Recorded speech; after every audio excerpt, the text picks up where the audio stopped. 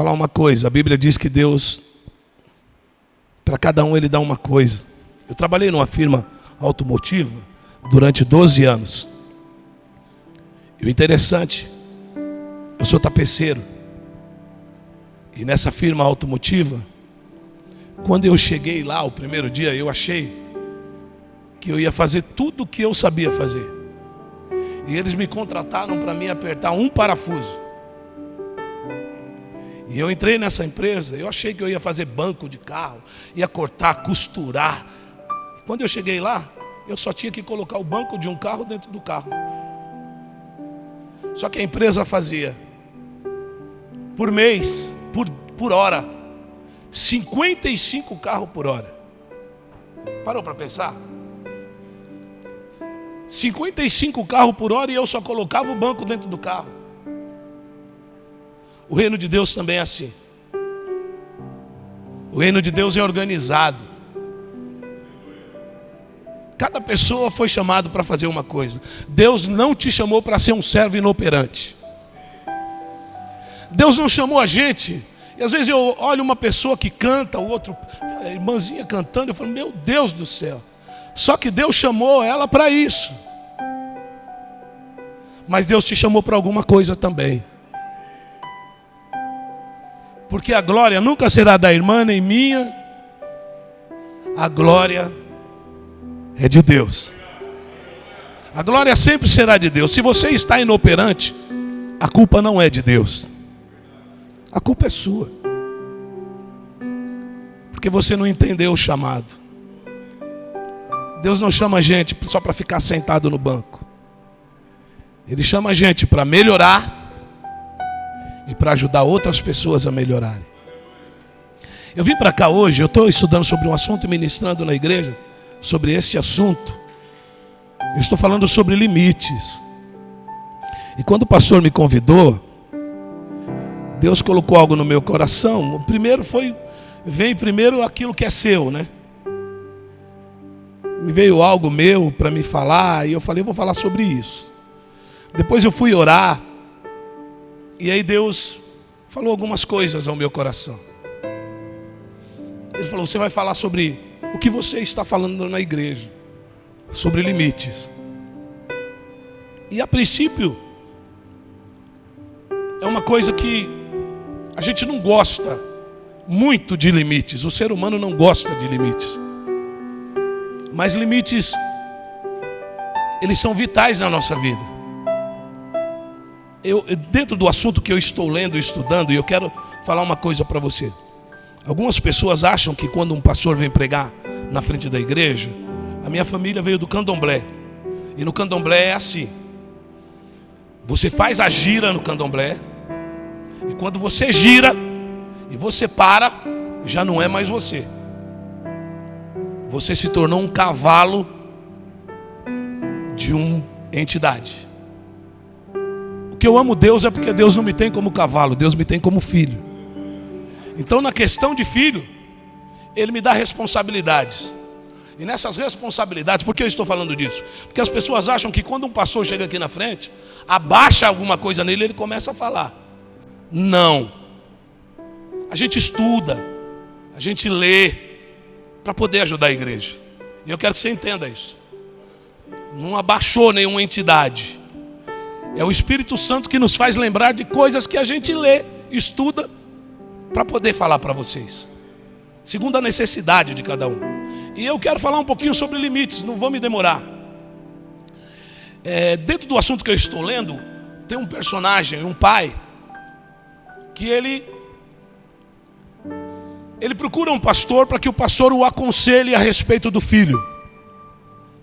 Porque o filho está com alguns problemas. O filho não gosta de trabalhar, o filho é viciado, e o filho não respeita os pais. E o pai procura esse pastor e o pastor marca um horário com ele. E quando ele chega, os pais chegam, o pastor pergunta, onde é que está os seus filhos? O seu filho?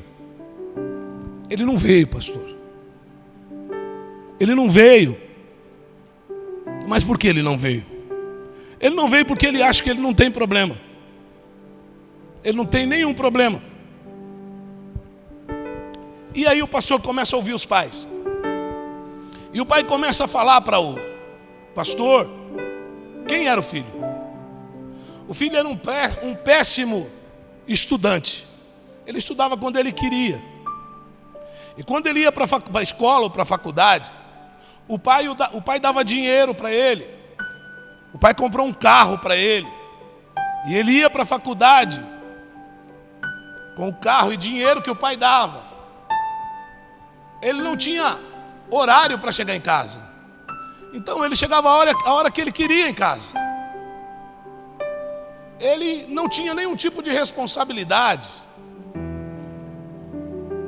E o interessante é que o pastor olha para os pais e falou: realmente, o seu filho, ele não tem problema. Ele não tem nenhum problema. Quem tem problema são vocês dois. Vocês dois têm problema. Para ele não existe nenhum problema. Você quer que eu ajude vocês? O pastor diz. Ele diz: os pais pensam bem. E o pastor diz, e eles dizem para o pastor: gostaria. O pastor diz: eu vou ajudar ao seu filho a ter problemas, a você tirar o problema que ele causa para você passar esse problema para ele e você ficar sem problemas. O dia que eu li isso, eu comecei a avaliar mais a vida. Porque eu avaliava algumas coisas dentro do cristianismo. A minha avaliação era uma avaliação que eu tinha que levar e que nós temos, porque a Bíblia pede algumas coisas, mas a gente não olha as entrelinhas do que Jesus fez. As coisas que Jesus fez. Jesus nunca fez por ninguém o que as pessoas não queriam que ele fizesse. Jesus não obrigou ninguém a ser curado. Jesus não melhorou a vida daquele que não queria ser melhorado. Ele esperou a pessoa dar um sinal para ele. E às vezes nós achamos que nós temos a obrigação de transformar o outro. E nós não temos. A transformação precisa começar dentro do outro. Se não começar dentro do outro, não haverá transformação. Então eu separei algumas coisas e trouxe até o assunto que eu estou lendo aqui para a gente. O que são limites? Limites invisíveis de território e responsabilidade. No mundo físico é fácil enxergar os limites: grades, placas, paredes, fossos com crocodilos e cercas. São limites físicos. Por exemplo, eu comprei um terreno, você vizinho de vocês, saiu um loteamento aqui, a gente comprou um terreno. Vem para cá também agora, tá? Prepara um banquinho para mim aí. A gente comprou um terreno, o terreno está aberto. Para me mostrar que esse terreno é meu, eu preciso murar o terreno. Eu preciso cuidar desse terreno. Esse é um limite que é meu, ninguém pode entrar lá sem a minha autorização. O sistema é assim. Apesar de terem aspectos diferentes, todos contêm a mesma mensagem. Aqui começa o meu território. E nós precisamos começar a lidar com isso. O proprietário de um terreno é legalmente responsável por tudo o que acontece com a sua propriedade. Eu não sou responsável pelo terreno do pastor. Responsável pelo terreno do pastor é ele. Eu não sou. Nós somos seres individuais. Precisamos entender isso. Porque nós pregamos um Deus que às vezes confere responsabilidade a quem não tem a responsabilidade. Nós precisamos entender isso. Então nós precisamos ver essas coisas. Os não proprietários não são responsáveis por ela. Os limites físicos marcam a linha visível de uma propriedade que pertence a alguém. Limites visíveis. Eu tenho falado sobre isso alguns dias na igreja, para entregar responsabilidade às pessoas. Limites. Esses dias eu estava lendo algo não evangélico a respeito de uma pessoa, uma mulher que tomava conta de idosos, e ela estava falando de empatia, e aquilo mexeu comigo, porque é uma verdade também. E ela mostrou o que é empatia. Empatia é me colocar no lugar do outro, é sentir o que o outro sente. E ninguém, se você analisar a Bíblia, e isso é um contexto meu, que Jesus só tem um momento de empatia na história dele toda. Eu entendi isso. Na vida de Jesus inteira, ele não tem empatia por ninguém, mas tem um momento que ele tem empatia. Só no momento da cruz. Quando Jesus vai para a cruz, ele atrai todo mundo para ele. Mas fora da cruz, Jesus não tinha empatia. Jesus tinha compaixão. Compaixão é diferente de empatia. Porque a empatia, pessoa que diz que tem empatia, eu nunca vou entender a dor do Anderson. Porque a dor do Anderson é pessoal. Só ele sabe. Nós somos seres únicos. Somos seres individuais. A Bíblia diz, portanto, o homem deixará sua mãe e os dois se tornarão uma só carne. Eles são uma só carne em propósito, mas como pessoas não são. O Anderson e a esposa são duas pessoas diferentes, que têm o mesmo propósito. Ela sente diferente dele. Ele pensa diferente dela. E os dois, e nós às vezes não entendemos isso. Empatia. Jesus teve empatia só na cruz. E nós vamos ver momentos que Jesus mostra que Jesus não tinha empatia.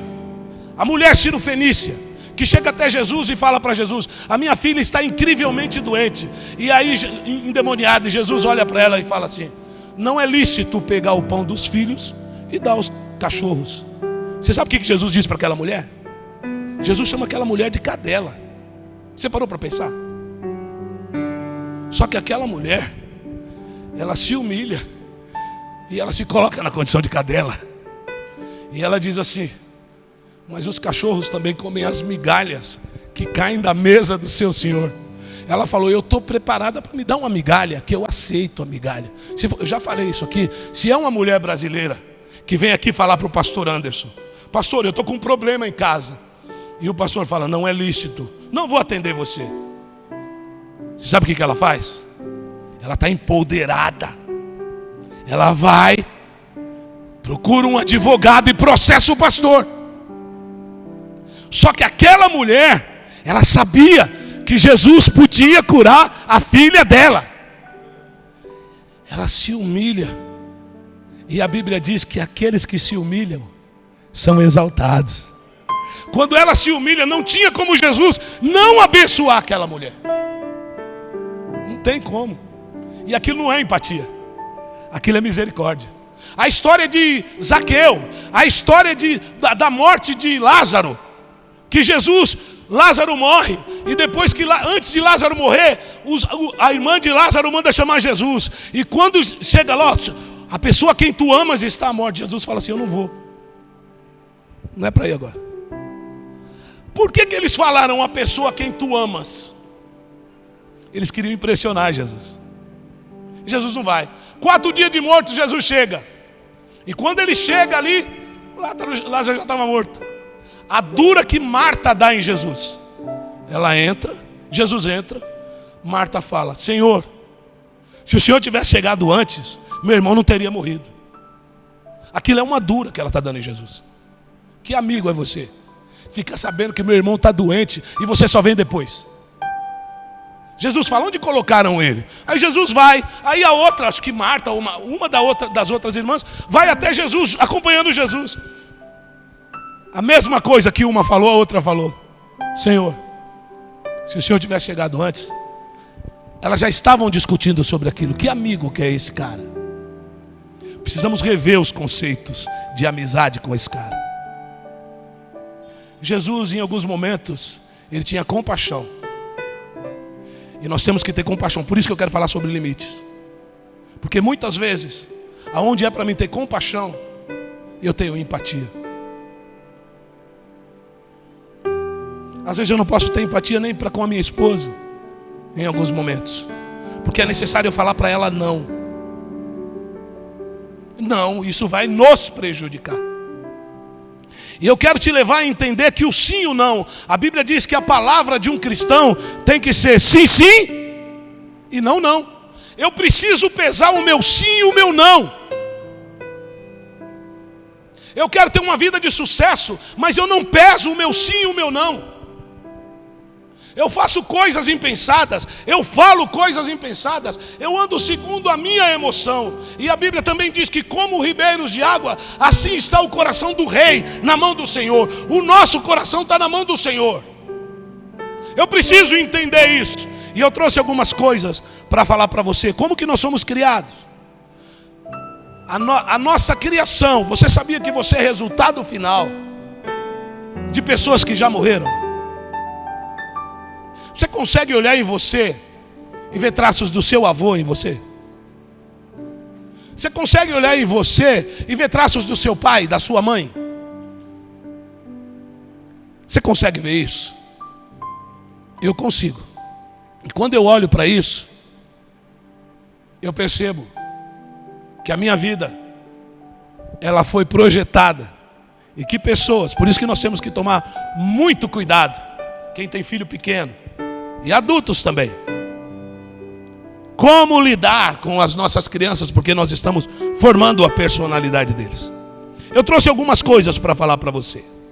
Tinha algumas coisas que eu gostaria de falar, mas o tempo não vai permitir. Que nós precisamos, coisas que eu li e que mexeram comigo. Diferença, eu e os outros.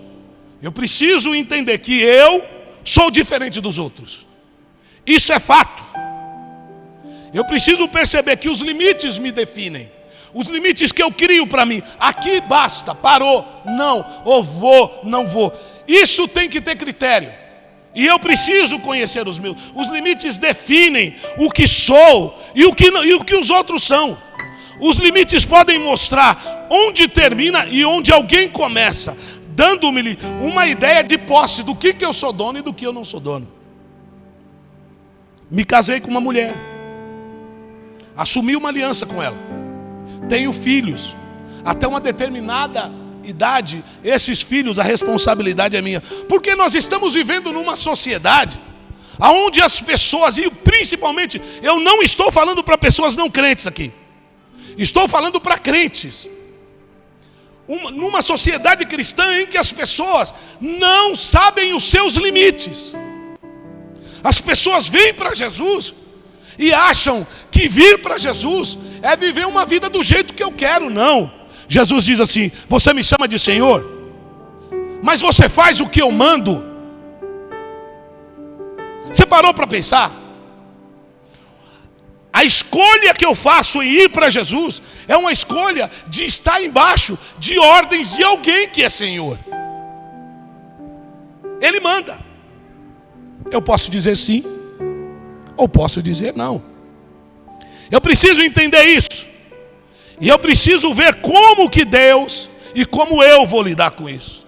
Assumir a responsabilidade pela minha vida abre para mim um leque de opções. Contudo, se não sou dono das minhas escolhas e opções, as minhas opções serão limitadas. Eu preciso ser dono das minhas escolhas. Tudo que você plantar, Anderson, agora, hoje ela colhe com você. Mas se você estivesse sozinho, tudo que o Anderson fizer, outra pessoa não vai colher. Ele vai colher. É pessoal. E a Bíblia não muda esse princípio. Preciso entender isso. Tudo que eu fizer, eu vou colher. Então, entre eu e os outros, eu sou eu. O Daniel é o Daniel. Ninguém nunca vai entender a sua dor. Nem a sua mãe vai entender a sua dor. Sabia? Porque dor é pessoal. Às vezes eu olho para uma pessoa e acho que ela está sofrendo muito. E ela não está. É pessoal. É muito pessoal. É muito pessoal isso. Eu olho para outros que acham que não está sofrendo nada. A esposa do Anderson não enxerga igual o Anderson. Então Tem um trecho na Bíblia que Jesus diz assim: se os seus olhos forem maus, todo o teu corpo estará em trevas. Existem pessoas que vivem uma vida. Já viu gente que você vai falar com ele: como é que está, irmão? Está tudo bem? Ele fala: irmão, está terrível. E às vezes não está terrível. É o olho dele faz ele enxergar daquele jeito. É pessoal. Eu não sei a forma que você está me enxergando. Alguns estão me enxergando lourinho e outros estão me enxergando negão. Alguns falam: esse pastor é legal. Outros dizem assim: esse pastor, ele é muito cômico. É a forma que você está me enxergando. Eu não posso mudar isso. Eu tenho que continuar sendo quem eu sou. Isso é pessoal. Deus individualiza pessoas. Deus não fez seres iguais. Sabia disso? Essa história de alma gêmea é mentira. Não existe alma gêmea. Não existe. Existem pessoas que fazem acordo para andar junto. Ah, ele é igualzinho a mim. Nunca foi. Você está enganado. Porque mulher e homem já não pensam igual, não enxergam igual. Nós somos diferentes. Extremamente diferentes. Então, pense nisso, que aí eu vou para a área que Deus me deu. Eu vou pular um monte de coisa para tocar nisso que Deus me deu e que mexeu comigo. Limites. Exemplos. Deus é um Deus de limite. Se você olhar e ler a Bíblia inteira, você vai ver 3 pessoas que resolveram, que se chamam Deus, Pai, Filho e Espírito Santo, e os 3 são diferentes. Pai, você vê o Velho Testamento, você vai ver os aspectos de Deus no Velho Testamento. Se você vê a história de Jesus, totalmente diferente de Deus. E o Espírito Santo, também totalmente diferente. 3 pessoas diferentes. E ele cria os seres humanos do mesmo jeito, porque nós somos imagem e semelhança de Deus. Ele cria seres assim: irmão, você é diferente dela. Sente diferente, enxerga diferente. Precisamos entender isso. Eu quero mostrar limites de coisas naturais que Deus criou. Quero falar só sobre 2 limites. Primeiro é o limite de pele. O limite básico que o define é a sua pele. As pessoas geralmente a usam em um sentido metafórico. Eu não gostaria de estar na sua pele. É por meio do físico que, antes de mais nada, que aos poucos tomamos consciência de estarmos separados um dos outros. Minha filha ganhou neném esses dias, eu sou avô agora, e você é avô do segundo. E eu estou percebendo meu neto Leozinho. Leozinho, ele faz umas coisas. Ele tem 1 mês. Irmãos, ontem minha esposa teve que sair correndo para lá. E aí ela foi lá, pega ele no colo, ele chora. Coloca na banheira, ele chora, cheia d'água. Ele chora, irmão, direto. A hora que a mãe pega, ele para. Esse moleque é forgado, meu. Que história é essa? Um dia desse a gente fica olhando. Meu Deus, eu acho que ele acha que ele e a mãe são um. E aí eu percebi nessa história de limite de pele, que por meio físico, que nós vamos entendendo que nós estamos desligados. Mas por enquanto, quando somos bebês, progressivamente aprendemos que somos diferentes do pai e da mãe. É num processo progressivo. Aí vai chegando o 5º mês, aí ele começa a engatinhar. Aí ele começa a perceber que ele não está mais ligado. Aí já pode tirar. Daqui uns meses eu já vou começar a tirar tudo que está embaixo. Já coloquei meu violão no alto, tudo. Porque ele percebeu que ele está livre. Eu não estou mais ligado a não é mamãe. Então, ele percebeu que ele está livre. Progressivamente, aprende que somos diferentes. É num processo progressivo. O limite de pele mantém o que é bom dentro e o que é ruim fora. A pele protege o sangue dos ossos. O sangue e os ossos. Mantendo juntos internamente. Também mantém os germes fora. É a pele. Você está vendo esse momento de pandemia? A pele. Preciso colocar máscara para que os germes não entrem. Para proteger. Protegendo as infecções. Ao mesmo tempo, A pele tem aberturas que permitem o bom do lado de fora. Máscara, permito. O ruim fica lá fora, o bom pode entrar. O bom do lado de fora e entre como alimento o que é bom também. O ruim saia eliminado, eliminando os produtos que não podem ser aproveitados. Interessante, a pele, na nossa pele, tudo que nós precisamos, você percebe a sabedoria de Deus aí? A sabedoria de Deus nisso, nos limitando individualmente. Você notou, eu quando casei eu não comia brócolis, eu não comia um monte de coisa, umas coisas que eu não aprendi na casa do meu pai. Mas fui aprendendo. Quando alguém dá uma coisa que você não gosta, não adianta, você não come. Você é um ser individual. A minha esposa come tudo, chuchu, abobrinha. Eu não como.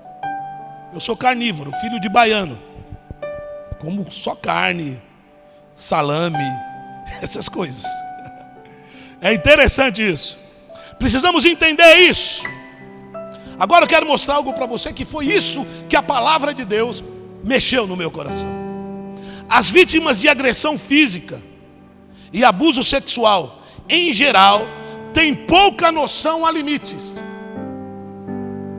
Cedo descobrem que suas prioridades não começaram na pele. Muito cedo elas descobrem, num período que não era para ninguém tocar, num período que era para ser protegido, alguém foi lá e tocou aonde não era para tocar.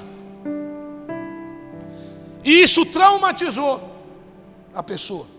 Deus falou muito comigo. Os outros podem invadir e fazer o que quiser. Eu conheço pessoas que são assim. Pessoas que a gente trata, amigos que tratam, que no período de infância, conheço alguém que no período da infância, a mãe abandonou no Ceará.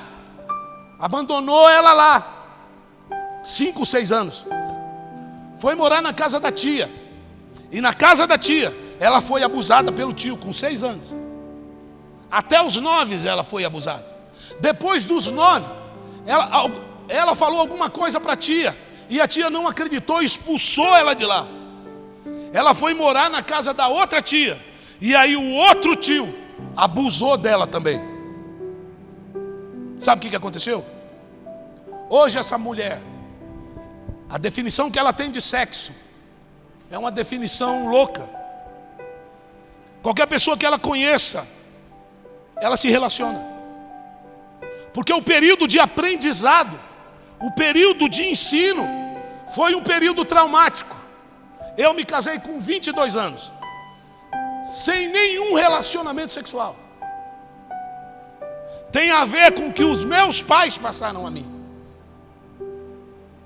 Isso tudo tem a ver. A pele, a minha pele me define que eu sou único e ela é outra.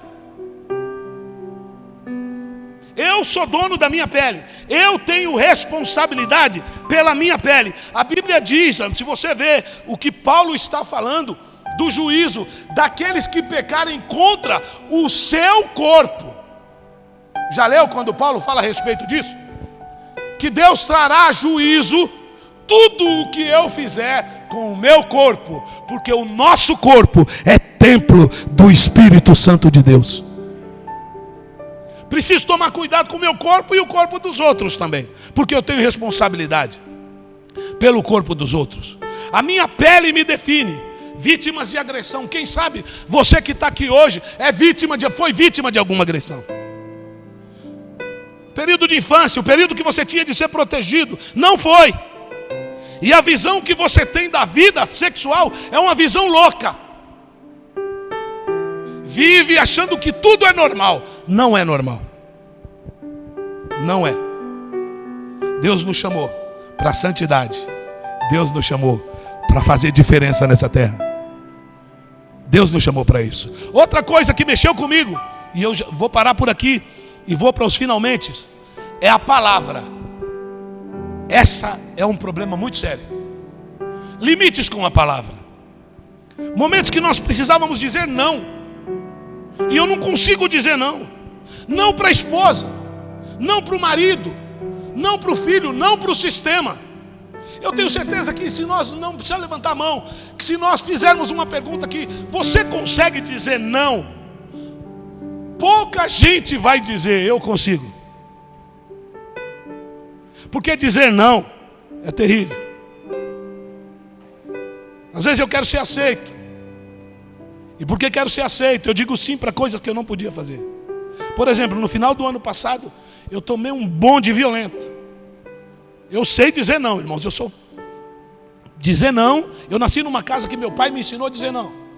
Mas uma amiga que estava com um problema de câncer, e sarou e tudo mais, e a gente ajudou por um período, me procurou para me ser fiador dela. Você sabe o que eu fiz? Eu li uma cartilha para ela, a princípio, e disse, olha, eu não posso ser fiador. Primeiro porque eu sou pastor. E não posso, mas ela me falou tanta coisa e eu fui. Moral da história. Essa pessoa deixou de pagar 3, 4, 5 aluguéis. E adivinha quem teve que pagar? Eu. Porque eu não soube dizer não. Era necessário. Se você não cuida do teu nome, você vai cuidar do meu? Você não cuidou do seu nome.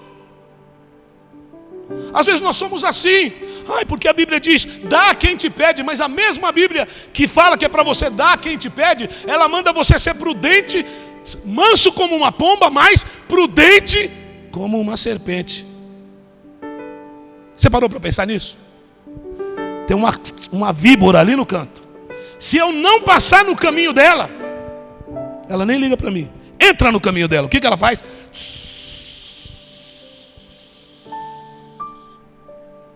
Não, mas a Bíblia fala que é para dar. Eu vou mostrar algumas coisas para você que a Bíblia manda eu fazer. Foi Deus que me mandou trazer essa palavra para você hoje. Porque às vezes nós achamos que nós temos que sair dando e repartindo com todo mundo. Eu sou cristão. A igreja é um lugar de filantropia. O que temos que fazer? Um dia desse eu fui visitar uma pessoa, pastor. Ela era da nossa igreja e foi para a casa de oração. E nós estávamos lá, e eu visitando ela, uma senhorinha de idade. E aí quando nós saímos, tinha uma mulher com uma saia, uma perna, andando de muleta. Dá uma esmola. A irmã, filha, eu perdi a perna e não sei o que, e tá. Contou uma história muito legal. E a irmã foi lá, pegou um pacote de arroz, ela colocou dentro da sacola e saiu. E quando ela saiu e foi embora, vinha chegando o pessoal da casa de oração. O pessoal da casa de oração chegou e falou assim para a irmã, lá na casa da irmã: irmã, vocês deram esmola para aquela mulher? Demos. Falou, não faça isso. Não, você não viu aquela mulher? A mulher tinha as duas pernas. Sabe o que ela fazia? Ela amarrava uma coisa na perna aqui e parecia que ela só tinha esse toquinho aqui, ó. E ela saía. Sabia que tem gente que faz isso? Sabia que tem gente que engenhosa, malignamente, nós estimulamos ele a ser pior do que ele já é? Nós precisamos entender que o cristianismo não leva-nos a uma vida de ser ridículos. O cristianismo nos leva a uma vida de sabedoria. Eu preciso ser sábio. Com isso, eu não devo ser mau. Porque dizer não, quando é necessário dizer não, ensina o outro terapeuticamente. Quantas mulheres que morreram? Ontem eu estava vendo o índice, parece que 250 mulheres morrem por dia com homens que elas deveriam ter dito não no começo, mas não disseram não.